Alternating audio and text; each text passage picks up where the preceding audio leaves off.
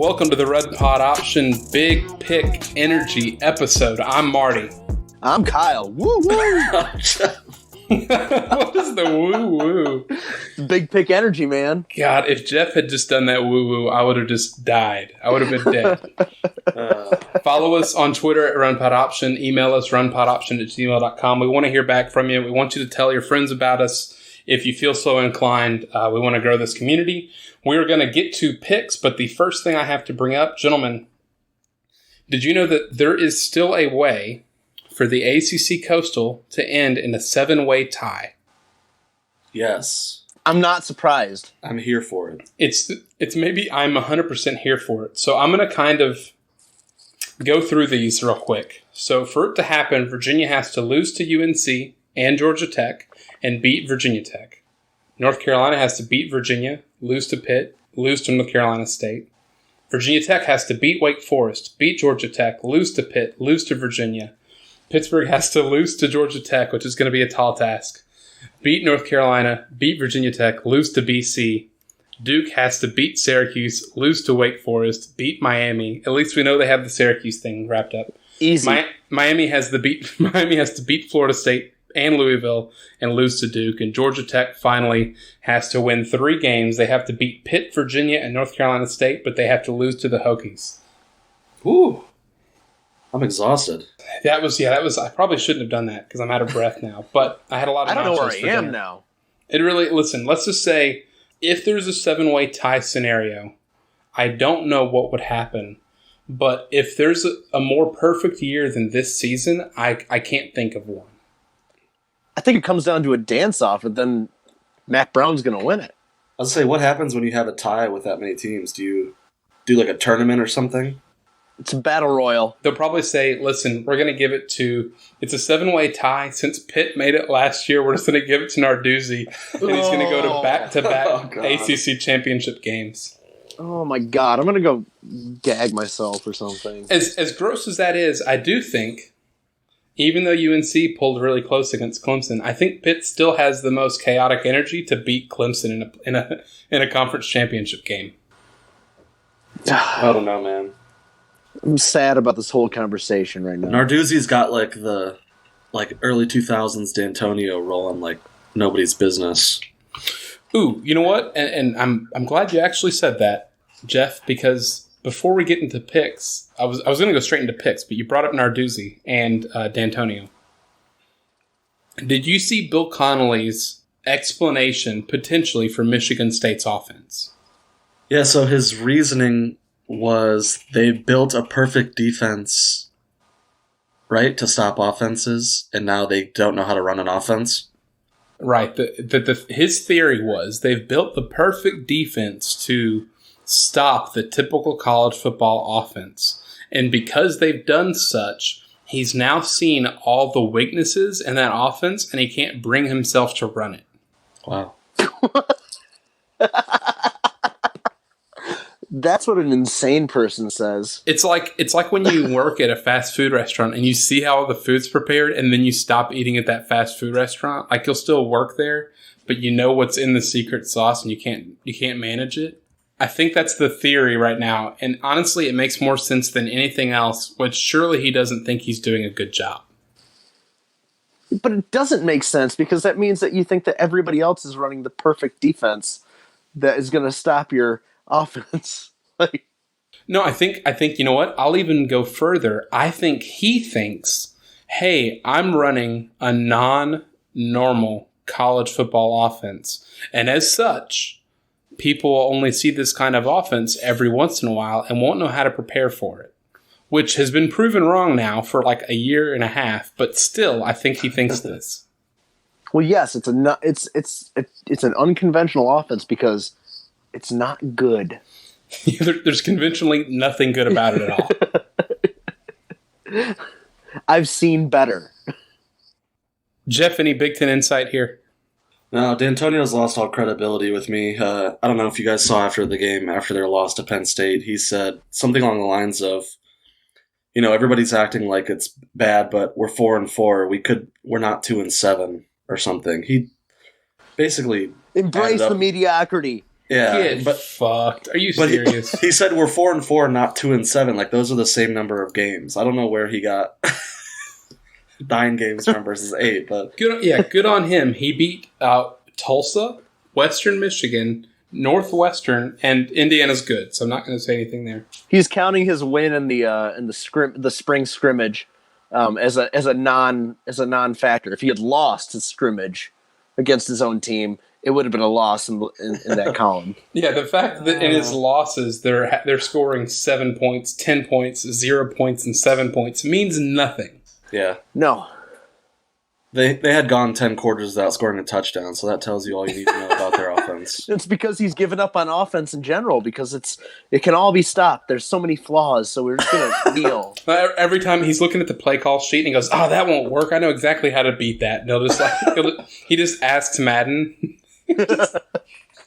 He hands the ball up the middle twice and then quick kicks every time. ISO, quick slants, and then a punt. Fullback dive. Jeff, in case the game ever comes back out, when you play Kyle online in NCAA football, know this. If it's a critical third down and it's 5 yards, he's throwing a quick slant. Almost no matter what. There are going to be 4 guys slanting everywhere. It used to be ridiculous. Yeah, it was just a slants on slants, and all I used to do was I'd call like a cover 2, and I'd have my defensive ends. I would pull both my defensive ends. I'd have one running a hook zone, one running a quarterback spy, and then my middle linebacker blitzing just to try to bait him into the throw, and then my defensive end would make some kind of like second pick of the game, and you could just hear Kyle across the line. Man, he got so frustrated. Hey, at least I'm not Kevin and turning Chris Rainey into the best fullback in the nation. Oh yeah, the fullback pass was just absolutely cheesed out of this world by a friend of ours, Kevin. And he would just move his second running back, his fastest running back, into that fullback position, and then just run that.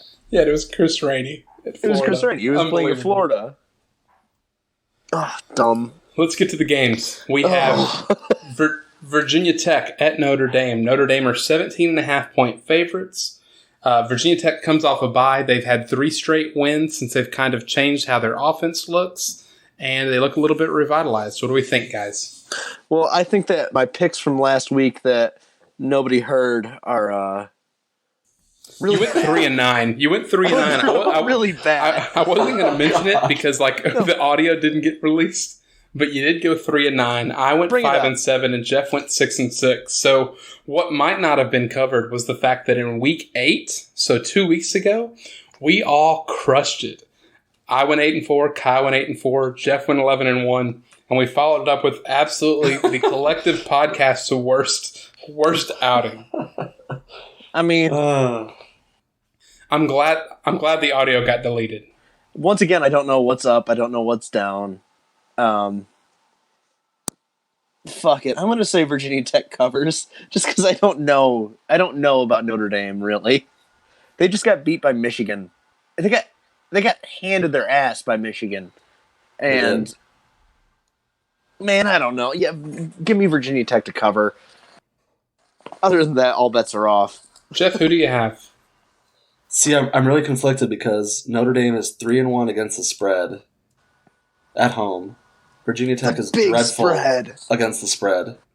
But after watching what happened last week, I can't believe the spread is what it is on this game. So I'm with Kyle. I'm taking Virginia Tech. Let's say I do wish that weather forecasting was accurate from a week out, because I'd like to know if it was raining. Because if it was raining, I would take Virginia Tech to cover all day. But if it's not, I think Notre Dame might really beat them down. Because, again, I don't think Virginia Tech's very good on the road. Yeah. So I'm going to actually go Notre Dame. No, you know what? Virginia Tech. 17.5 points is too much, man. Well, I don't like this narrative now that Notre Dame is like the Wicked Witch of the West and they can't handle rain. Michigan had to do the same damn thing.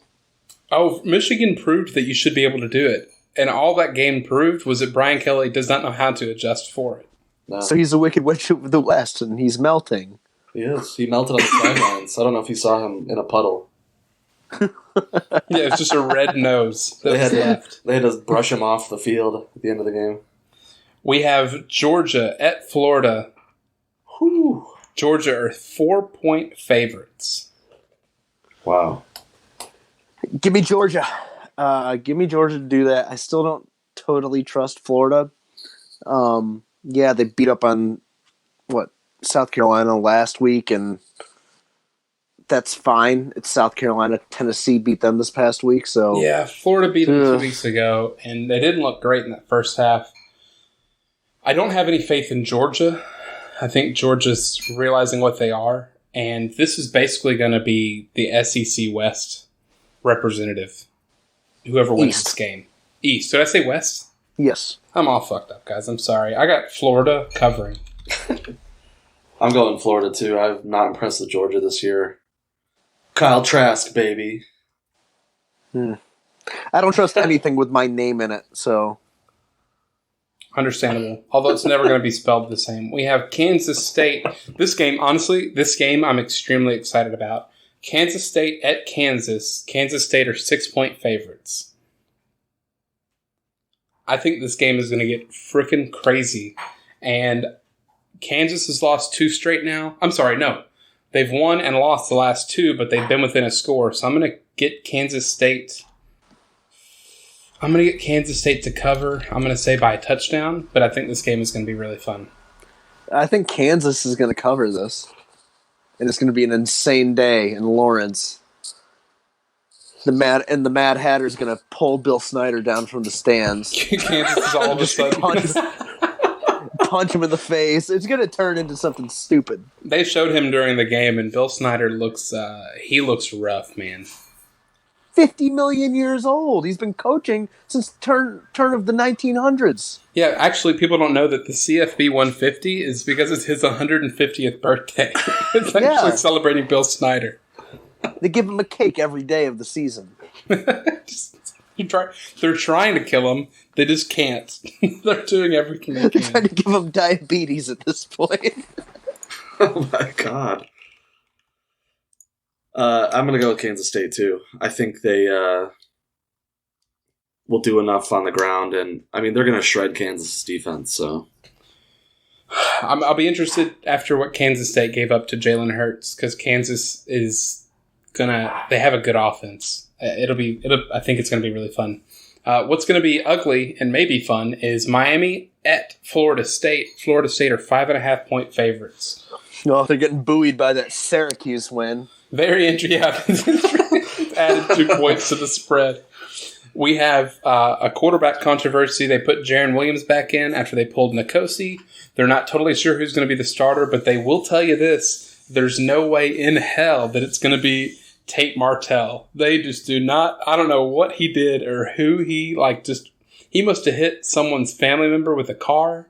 He is never going to play quarterback for Miami. It's baffling. That's funny to me. I'm going to go Florida State, honestly, to cover. I have no real reason. I've got Miami, and I don't have a real reason either. I think it's going to be a stupid game for stupid people. I got your reason here. So Miami has lost 2 games where it's favored, and it's outgained the opponents, and they've won 2 games where they have been outgained and the underdog. So we're taking Miami. I'm not sure if those stats make sense. You might have to read them back, but I just combined 2 stats together. That sounds like Scott Steiner's math. It really does. Scott Steiner's a Michigan grad, right? That's right. Oh my goodness, that explains makes so much. Sense. Oh yes. Maybe he should take over for Harbaugh. You're just a hater.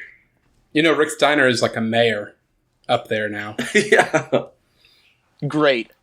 Is he still wearing his headpiece? Yeah, you know what? He is for some promo pictures. He absolutely is. Wonderful. Good for him. Tulsa at Tulane. Tulane are 10-point favorites. I don't know what to do with Tulsa, man. Tulsa is the best, worst team in American. They just can't seem to finish the game, but they've given every good team they've played fits, really. So I'm gonna pick Tulane to cover because I think that Tulsa's strength is their pass defense. I'm kind of riding that green wave. See what I did there? Yeah, give me Tulane. I could have made a way worse joke. Roll damn wave is what I gotta say. If I was going the other way, I could have made a way worse joke. I'm going with Tulane too. I think the flood walls will stay up this time. Well, God, you know what? I'm glad the audio we lost last week. we lost the audio last week, and we're going to go ahead and just... time. Yep. And I want to note real quick, actually we'll get to that game, and it will explain a little bit on our audio. But quick question, what came first, the Golden Hurricane or the Green Wave? Ooh. Dude, you're leaning me into something bad right now. No, I'm not. Let's move on.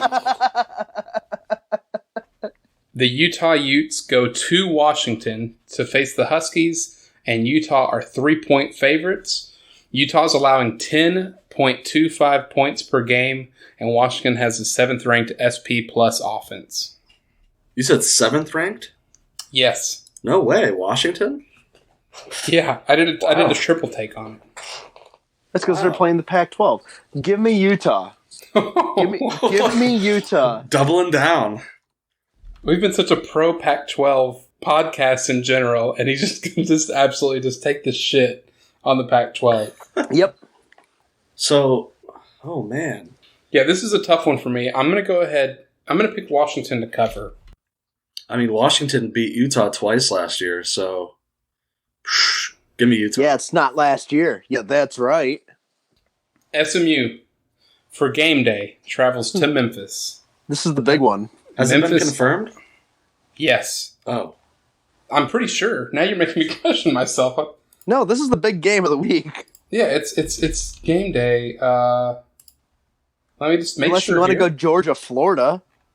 Yep. Hey, Memphis, the wait is over. We're coming to your city at college game day. Yeah, this is getting game day. This is the big game of the week. Yeah, so here's what I got on it. Okay? So SMU is going to benefit, I think, from having that Thursday game against Houston, if only because they're going to have a few more days to prepare. They will likely be missing their best receiving target, and he's also the receiving target that is critical to their big play offense, and that's Reggie Robertson Jr. So without him, they've got a young core of freshmen below him that can maybe spell it, but I don't think that they can stop Brady White and Kenneth Gainwell. So for 3.5 points, I'm going to take Memphis to cover. Give me SMU to cover. Ooh. God, Kyle, if you were better at picking games, I'd feel excited for that. But well, I guess I shouldn't mention my pick because I'm all aboard the SMU train too. I think they win by a touchdown. Well, you know what? I'll say this: I had SMU covering. God, what game was it? I had them. Whatever it was, I didn't have them covering. Y'all did, and they ended up covering. Oh, the Houston game. Was it the Houston game? No, we all picked SMU to cover, and that was a bad decision. That was one of many bad decisions we had. Give me SMU. I'm doubling down again. I keep thinking twice. It counts. It's double or nothing. If you would, you know what? Kyle, do you want to lock it? And if it's correct, you get 2 points. But if it's wrong, you get negative. I don't want your pity. Oregon. I don't trust myself. Oregon at Southern Cal. Oregon are 5-point favorites. USC hasn't lost a home game this year. Slovis in particular has been really, really great at home, and he's also been great in the fourth quarter. And Oregon's been kind of gone to the wire with Washington State last week. We talked about it just briefly in our review show. So if you haven't heard that, go listen. But I've got USC to cover. Yeah, I do too. I think that Oregon wins. I think that USC covers, though. I think it's like a 3-point game.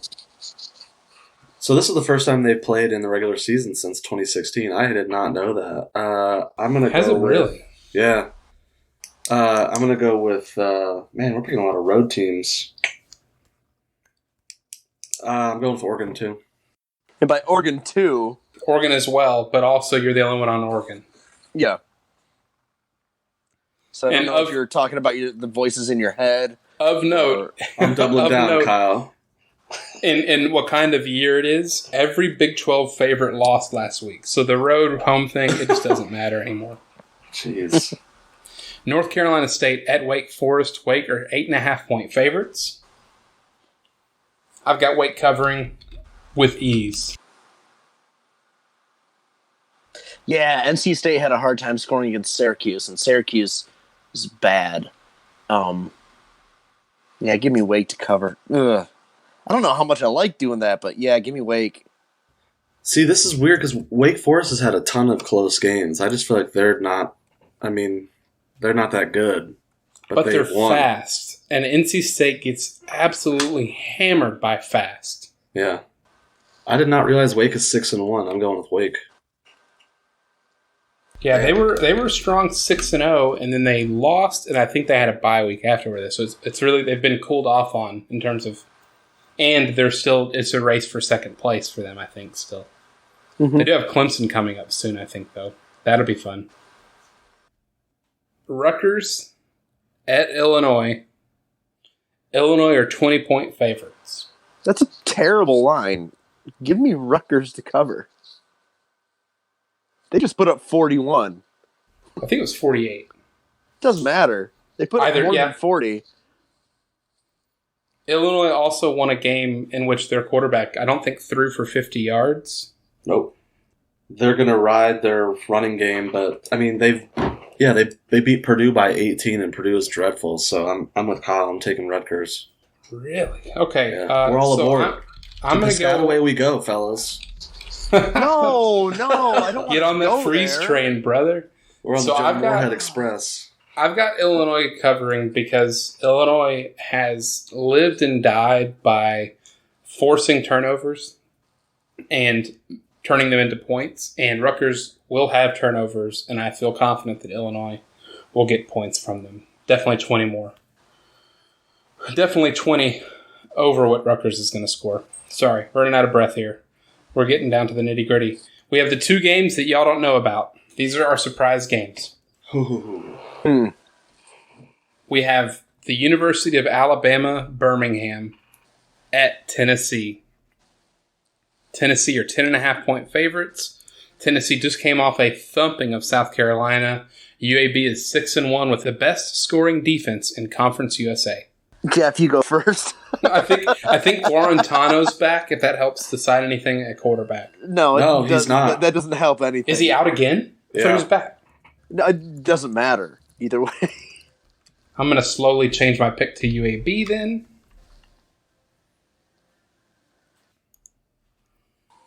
It's the most dead air we've had all show. Jeff, go. Game. Jeff, go. Jeff, pick. I'm going to take UAB. Going out on a limb here. Does Kyle pick his alma mater? Oh, against my better judgment, I am. Let's go Tennessee. No. Let's go Vols. All right, we have Colorado. Dreadful Colorado. At resurgent UCLA. UCLA are 5.5-point favorites. Give me UCLA. Ooh. 5.5? Yeah, give me UCLA. Montez was really good for Colorado against USC, at least for the first three quarters. But you also said dreadful Colorado. Yeah, I mean, their defense is awful. I should have said defense. Their offense is so-so and hot and cold, but their defense is regularly bad. Give me UCLA. Yep. Yeah, we're all in agreement there. All right, UCLA, that's for everybody. Excellent, fellas. So we're going to have a pretty great Week 10. Ooh, that sounds confident. Yeah, no, I mean, it's weird because this past weekend, I was really excited for a lot of games. And as I was making the picks, or making the games for the picks, I wasn't as much for this week. But now that I'm kind of looking at it again, I think that Georgia-Florida is going to be watch football. Kansas State-Kansas is going to be must-watch football. I think that the American Conference and the Pac-12 conferences this week in particular are going to be a lot of fun to watch and kind of keep scores. And I guess go Mustangs. Y'all want to say bye? No, I don't want to, but I will. Bye. I just want Kyle to know that Syracuse has some help on the way. They do have 2 offensive linemen in their recruiting class this year, so things are going to be better, Kyle. Good. Freshmen, that'll help. Hey, no, one of our freshmen played their best. They put him in against Florida State, and he actually played well, so that's a thing. Yay. Jeff, you can still say bye. Bye, everyone.